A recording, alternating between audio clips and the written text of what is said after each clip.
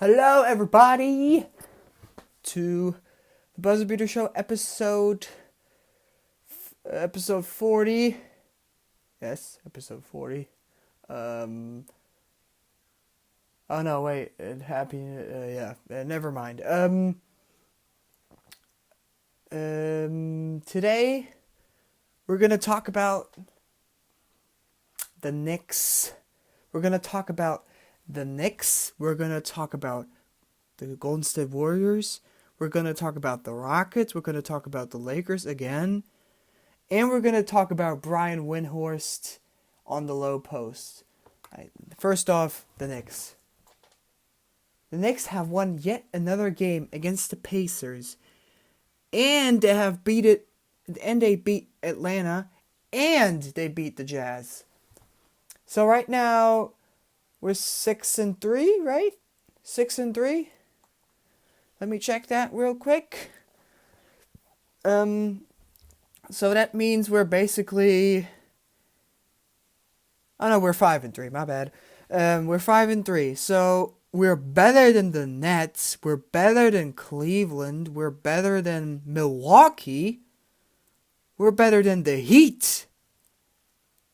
Which you don't know. If you don't know, they made the finals last year. But okay, if somebody's there to say, "Ooh, you're over exaggerating," this is too hard to. Maybe you're right, but still, I want us to make the playoffs again, bro.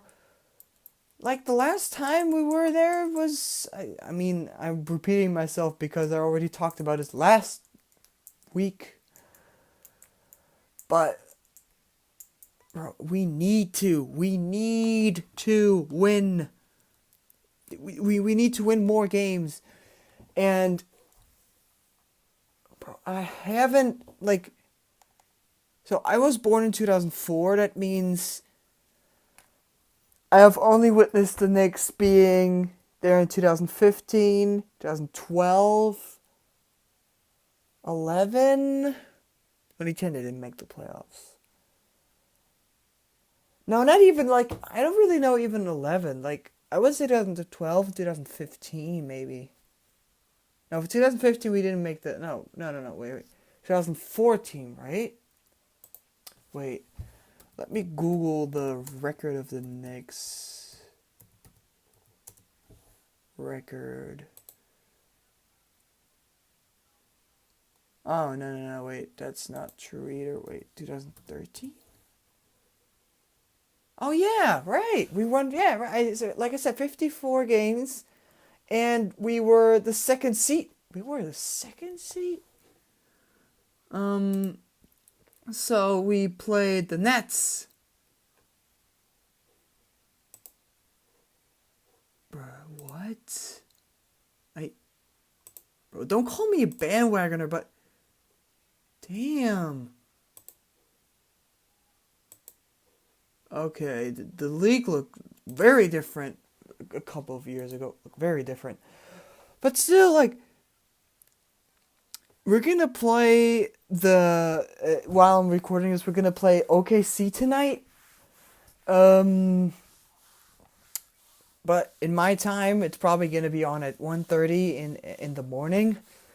So I'm still gonna watch it, but it's gonna get a little tiring. But that's okay. And I mean,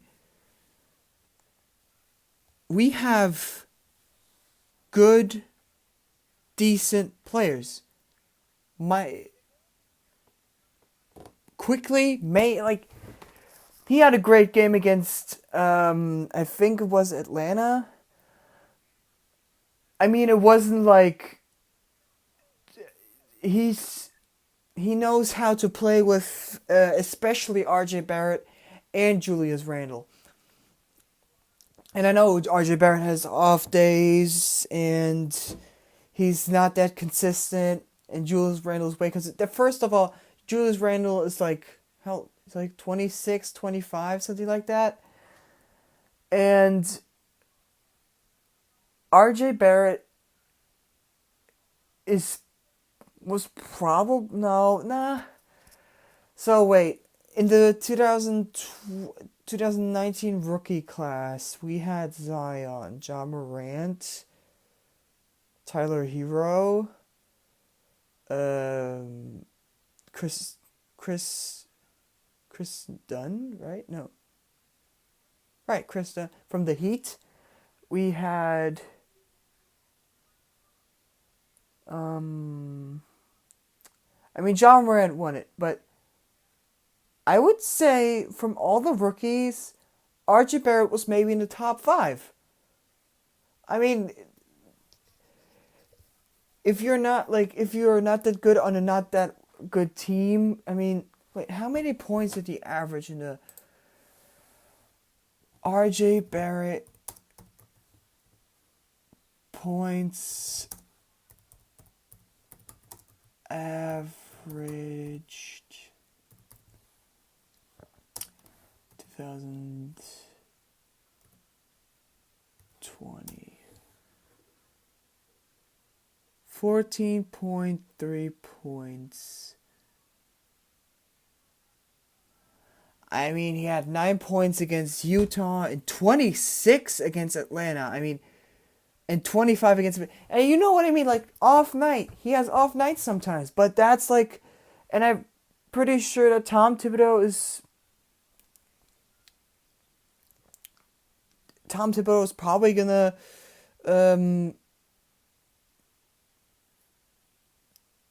He's probably gonna show them how to play defense, because the reason why they're winning games is because of their defense, especially against Atlanta. Like, Trae Young, when he went to the basket, every time there was Mitchell Robinson has to be in the post. He has to be. He's the guy that, and so in today's game, it's mostly 3-pointers and layups, which is not bad. I love today's game.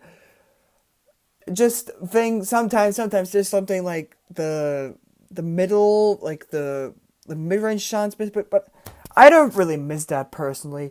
A lot of people say that it's not there anymore and it's not that good, but I mean, it's not that bad, you know? I like how the game is played today.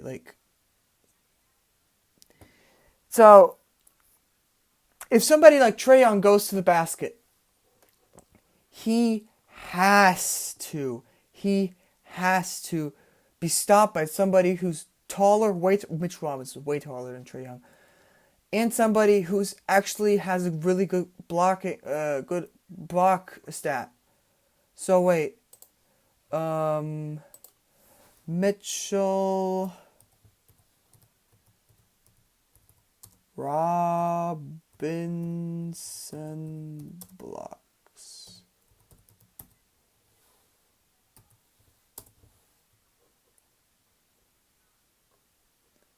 Wait, here, Basketball Reference. So he averages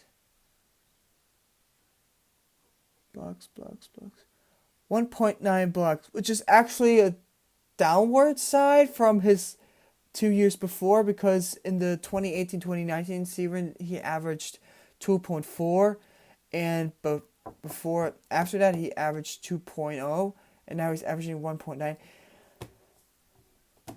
I mean, except for his blocks, everything has gone up. I mean, how many points does he average? 8.6. I mean, he averaged 9.6 last year, especially with that game where he averaged 11 for 11, which is record with the Knicks. I don't know if it's a record for all basketball players in the NBA of all time, but it's an all-time record for the Knicks. And I mean, they have a good team that just didn't. They changed the coaches 2 times last year. With David Fizdale at the beginning, then we had Mike Miller. I mean, I was always like, yeah, David Fizdale's a good coach. But then the second They switched him with Mike Miller. We were winning games. Before that, I was just like, oh, my team sucks. No, they don't really suck. They're just young, and they have to have more experience. And, like, I hope that Julius Randle is staying because I would love for him to stay in New York. Like, Julius Randle, he's like, he could be a beast. And wait, let's check out the stats from Julius Randle. So, I'm pretty sure he has improved. I am pretty sure he has improved. So here. Career point 60. Yeah. Look, this is his best points average season. Last year he averaged 19.5. And when he played with New Orleans, he had like this best season, 2018-2019. He averaged like 21.4. Wait, was that the year that... Wait, that was the year when DeMarcus Cousins left, right? 2018, 2019. Yeah. So, Anthony Davis and Julius Randle were still on the team, right? And Rondo, too. Oh, no. Rondo went to the Lakers. But this is an improvement. I mean, all of his stats here. Turnovers. I mean, he's averaging more now because he has the ball more and he's the leader of this team. But for instance, like assists, he has 7.4. Before that, his highest was 3.1. That's pretty good. And he used to play with the Lakers and 2 points per game. That was true for 2014, 2015, where everybody was like, he's a bust. But he's a really good player. He is. And I think the Knicks are actually now developing their players because before that, I mean, I'm not the biggest... I'm not the biggest Dennis Smith Jr. fan, but I believe that they actually pretty much not destroyed, but made his career worse than it actually like was when he came to New York. I mean, it was good his career, but like there was still some finishing touches. He's still on the Knicks, but for example, like. I'm just basing this episode all about stats, but... So, wait. Dennis Smith Jr. Look at that. Oh my god. So, first season, 15.2 with the Mavs. Wait, what? He played for the... Wait. What is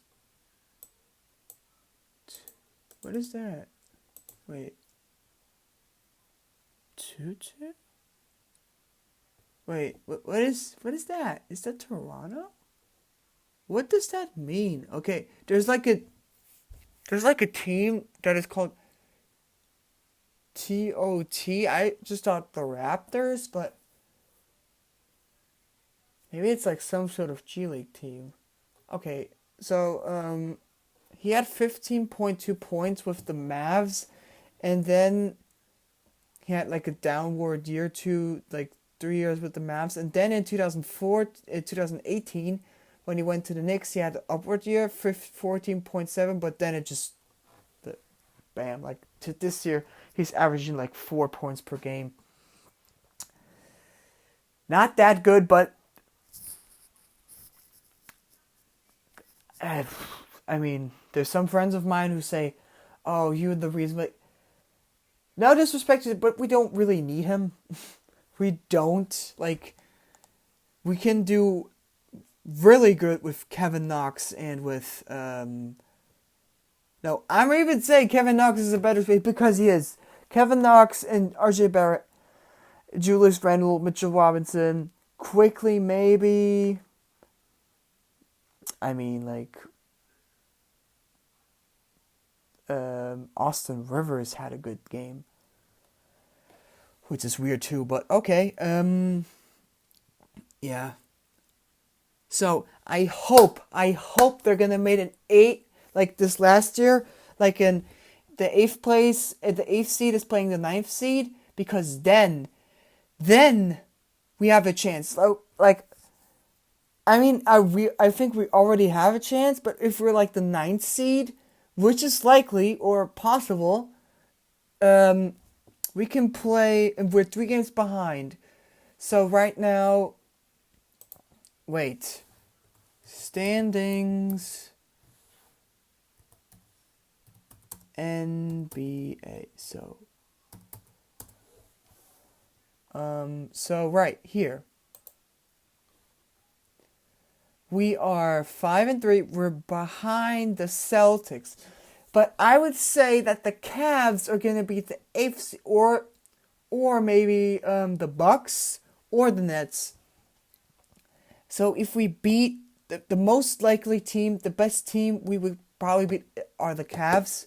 So if the 9th seed and we're 3 games behind the Cavs, I mean, this is not all too far-fetched. We beat the Cavs. And if we beat the Cavs like in a 2... No, is it a 2-game or a 3-game?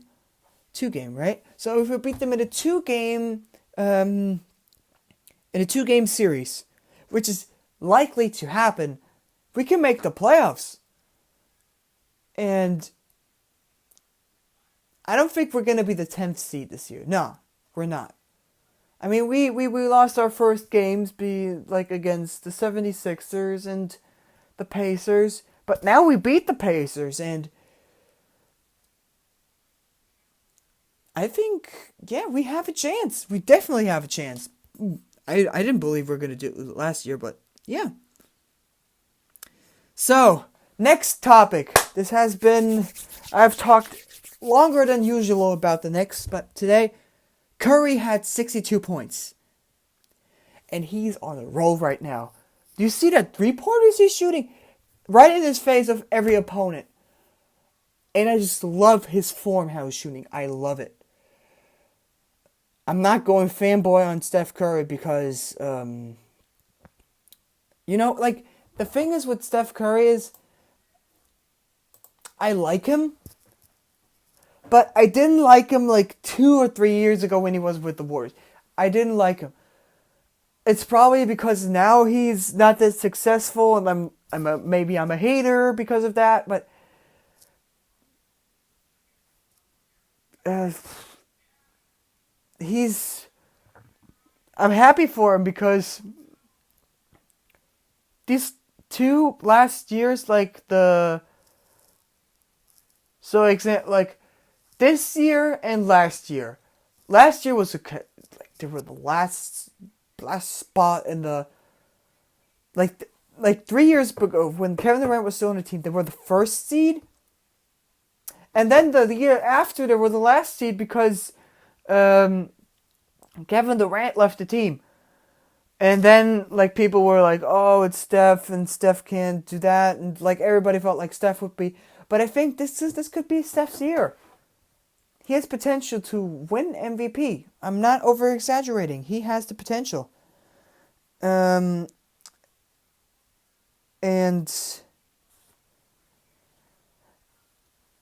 I mean, I think KD is definitely a better player than Steph Curry, but it's hard for a player that had that type of support to do that on his own.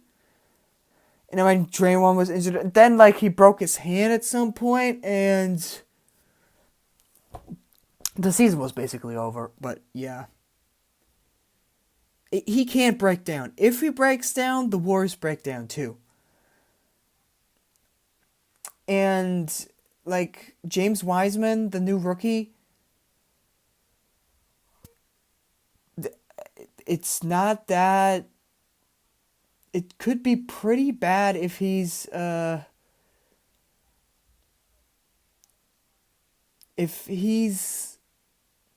if something like he has like a weird shooting form, he shoots like a like he goes like with his foot over, like puts his butt out and then shoots it like his shooting form is good, but he goes like really wide, shoots it like his back is bad or something. Like he shoots like a grandpa. And I think he's a good shooter and he's a great defender. He just has to improve and he could be like the next duo with Steph Curry. And I'm not going to see like Clay coming back, but I still have hope in the Warriors making a new dynasty, but yeah. So the Rockets. Ooh, the Rockets.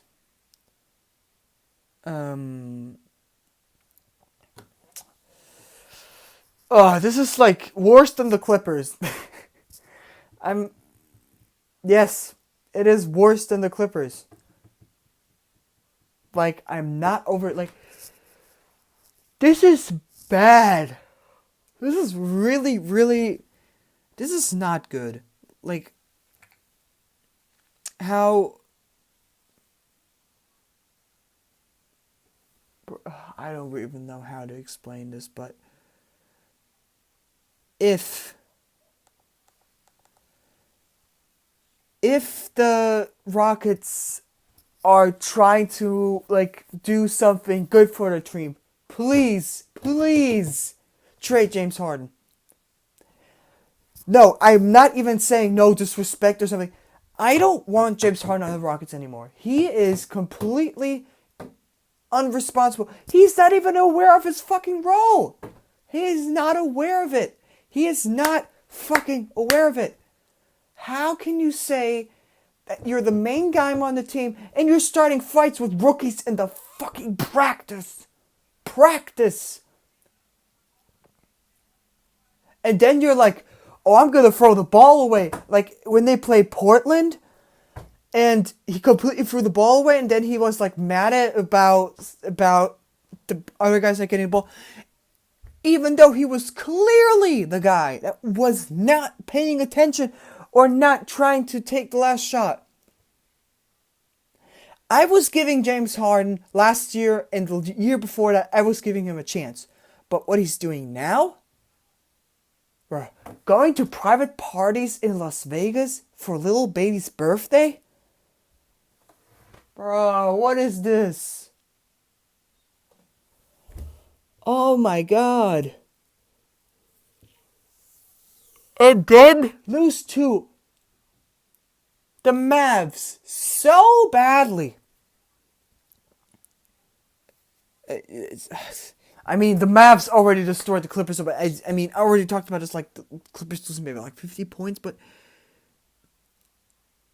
even Boogie, DeMarcus Cousins, the guy that said on Coldest Balls with Kevin Hart. If you don't know what Coldest Balls is, it's like an interview show with Kevin Hart, but it's funny, yeah. But he said, like, I'm not going to get ejected. I am pretty sure that DeMarcus Cousins has influence from James Harden, and that's why he got ejected. I bet,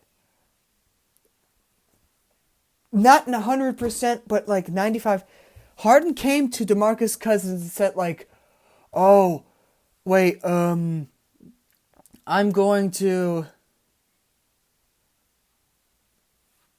You're my second guy on the team. If it's like clearly, this could be a great team. They have John Wall, James Harden, DeMarcus Cousins. DeMarcus Cousins hasn't been the best player this last couple of years, but they have so much potential and just throwing it away because of his fucking behavior.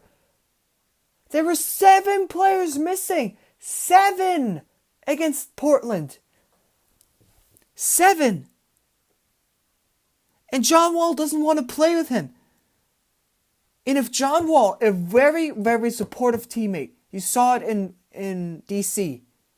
If this guy doesn't want to play with you, you know something is fucking wrong. Bro, I'm not even like...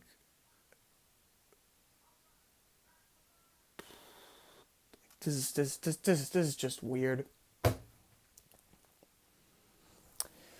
And sorry about getting this loud, but I'm really, really tired of him. Of him doing his ego thing of saying I'm the best player on this team, and you're not gonna win without me. If clearly it's not the case, but he just can't handle big pressure. And even Mike D'Antoni, his former coach, who's on the Nets now, the Nets actually wanted to trade it for him. He was like, "No, you're not coming to my team. You're not gonna destroy this chemistry. No."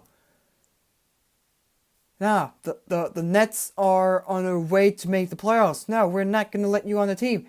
We have Kevin Durant and Kyrie Irving. If Kyrie Irving and James Harden clash together, it's over. Like, at least Kyrie Irving was supportive enough to get the second row in Cleveland for them to win the championship in 2016.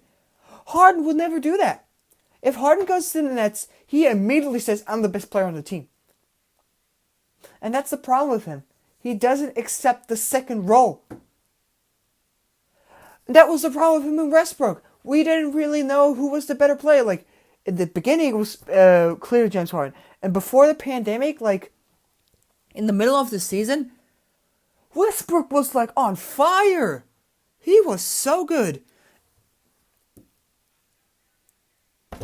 And Mike D'Antoni clearly has no good experience with James Harden.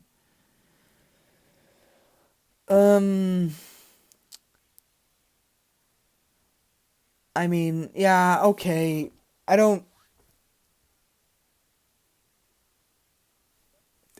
Okay, I'm just gonna talk about the... I mean, I don't want to make this podcast too long. So, Memphis won by like 2 points against the Lakers. LeBron had like a really bad pass at the end. And it almost went to a bucket, but then they didn't have enough time for make the bucket. It was lucky, yeah, but just the Lakers are the 3rd seed right now. They're behind the Clippers, and yeah, I mean, I don't really. There's not much to tell, really. Just Lakers are doing a great job, and I always want to include them in the podcast, but okay, I'm gonna tell you now. Next week, if they're not gonna make the playoffs or something,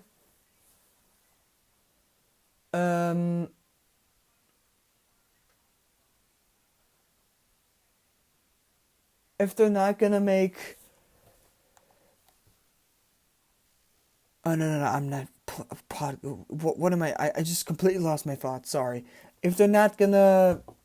If there's nothing really big gonna happen, I'm probably not gonna talk about it as often as I usually do. And yeah. If you're only coming here to listen to me to talk about the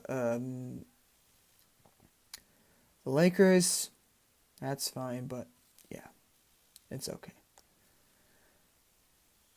So, now we're going to talk about Brian Windhorst on the Low Post. If you don't know what the Low Post is, it's a basketball podcast show run by The Ringer, which Bill Simmons is the head of. And he said he had a really good point about saying some teams were gone 9 months and some were only gone 3.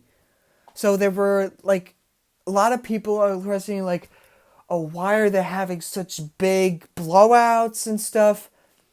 It's mainly because some teams were gone a little longer, and maybe some teams didn't have that much rest too. And for example, I for some reason I never thought about this series, but it makes sense. Except for the Lakers game blown out by 50 points. That makes absolutely no sense. I mean... oh, sorry. I mean... The Clippers. The big, bad Clippers. Lost to the Mavs. by 50 points. By halftime, they had the most. They were behind by the most points of all time. The last time that happened was against Warriors against the Kings in like 1991. And that was because it was a horrible, horrible Kings team and a really good Warriors team with Tim Hardaway Jr., Detlef Schrempf, bro, what can I say? I already talked about this last pod, but they were talking about, like, you can't make the argument that I didn't have much time to read. They were showing clips of them in training camp, and they were like, yeah, we're gonna make this. I mean, like, they're the second seed right now, but if they're losing to the Mavs like that, I mean, everybody's overreacting again. Oh, yeah, Lakers are gonna get beat again. Okay, wait. You're not having, like, a deja vu thing? Didn't, like, this happen, like, a couple of years ago, like 1.5 years ago, when they played the Lakers? The first game, and the Lakers lost. And guess who won the finals? The Lakers won the finals, and the Clippers got beaten. They lost it. They blew Drew one lead against the Nuggets.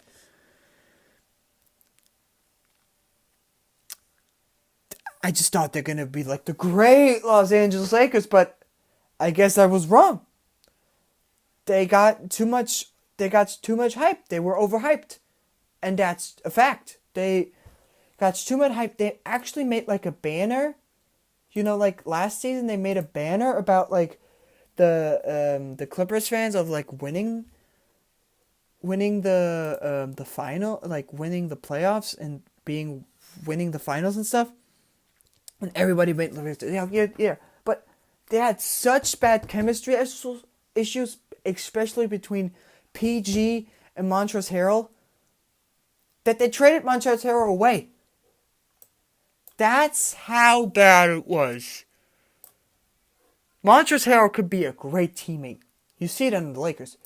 But if you start like it's the same thing with John Wall and James Harden. If you start a beef with a great teammate, you know something is wrong. And that's why he had to go. And I don't even know who's going to get traded. Either James Harden or John Wall. But I think it's going to be John Wall because the Rockets are too blinded to see that James Harden is the problem. Okay, now I talked about the Rockets again. Never mind. But just think about it. Don't overhype. Don't overreact. I'm not overreacting with the Rockets. It has been too long of Harden doing his bullshit. Yeah. That's not, in my opinion, that's not overreacting. That's a legitimate reaction of what James Harden is doing right now. And it's not okay. So, has been a little longer podcast today. So, if you haven't subscribed to the channel, subscribe, turn on notifications, and leave a like. How about a ton if you like this podcast a lot. And until next time, peace!